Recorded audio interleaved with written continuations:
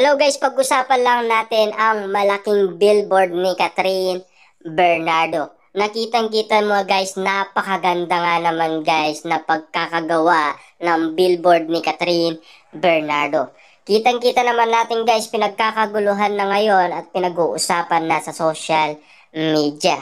At siyempre guys, no, spotted nga rin naman kasi guys, ang bagong billboard ni Alden Richard na napakalaki nga naman kasi. At siyempre, napakarami.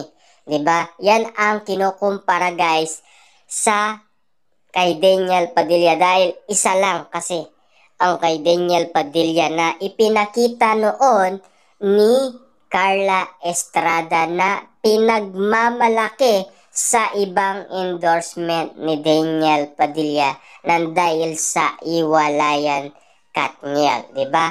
At kitang-kita naman natin kasi guys, no?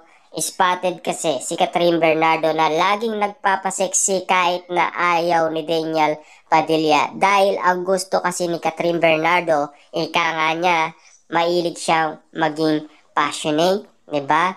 Funny, 'di ba? Observant. Yan kasi guys ang ugali ni Catherine Bernardo. Passionate siya guys 'di ba? Kaya nagpa-sexy siya dahil kita-kita naman natin guys sa mga sinusuot ni Catherine Bernardo, alos puro pampapasexy, 'di ba? Siyempre, kitang-kita nga naman kasi guys na maraming tao na napaka-flawless nga naman tignan ni Catherine Bernardo. Iba kasi yung alindo.